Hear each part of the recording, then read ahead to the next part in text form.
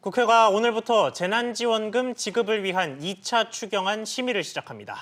전 국민에게 다 줘야 한다는 여당과 70%를 고수하는 정부 간의 이견이 여전한 상태로 공이 국회로 넘어왔는데 쉽게 결론이 나진 않을 것 같습니다. 이번 주 발표될 고용시장 안전대책까지 코로나19 대책들 이야기해보겠습니다. 정윤영 기자 나와 있습니다.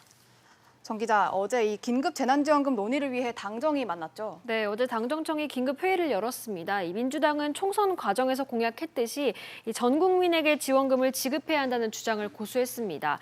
반면 정부는 재정 건전성을 이유로 소득 하위 70%에게만 지급한다는 기존 방침을 유지해서 입장차를 보였습니다. 정부는 재난지원금 예산을 9조 7천억 원으로 잡았는데요. 민주당 주장대로 지급 대상을 확대할 경우 예산 규모는 13조 원으로 늘어납니다. 네, 결국은 입장차를 보였다니까 결국은 이 국회에서 여야 간의 논의가 좀 이루어져야 될 것으로 보이는데요. 관련해서 국회 본회의가 오늘 열리죠?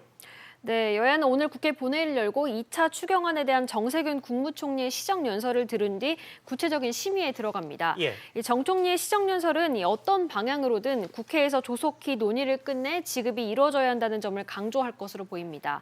이후 여야는 지급 범위와 재원 마련 방안을 놓고 논의에 들어갈 텐데 앞서 말씀드렸듯이 민주당 안대로 하면 추가로 재원 3조 원에서 4조 원이 더 필요합니다.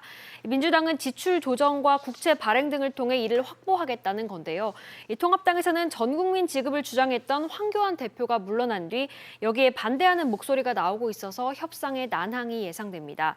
또 여야가 합의하더라도 정부가 거부권 행사를 할 가능성이 있다는 점도 변수로 꼽힙니다. 네, 최근 코로나19로 우리 고용시장도 큰 타격을 받고 있는데요. 이 관련해서 정부가 대책을 마련하고 있죠. 네, 문재인 대통령은 어제 4.19 혁명 기념식에 참석해서 이 현재 상황을 외환위기 이후 최악의 경제 위기로 평가하고 일자리를 지켜내는 것이 무엇보다 중요하다고 강조했습니다.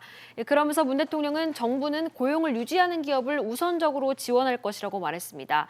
이 말은 정책의 초점을 실업자 대책으로 옮기기보다는 고용 유지에 두겠다는 점을 강조한 것으로 보입니다.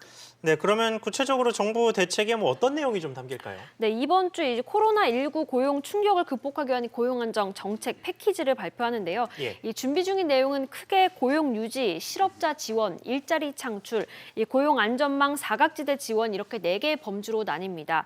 특히 고용 유지 정책 중 대표적인 이 고용 유지 지원금의 저변을 확대하는 방안을 고심하고 있습니다. 예. 또 코로나19로 인한 충격을 가장 크게 받은 20대 청년들을 위한 긴급 일자리가 대거 만들어질 것으로 보입니다. 이와 함께 코로나19로 이미 일자리를 잃은 사람의 생계 지원 대책도 준비하고 있는데요.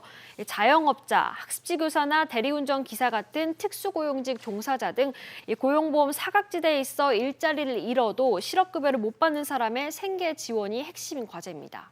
네, 정 기자 잘 들었습니다.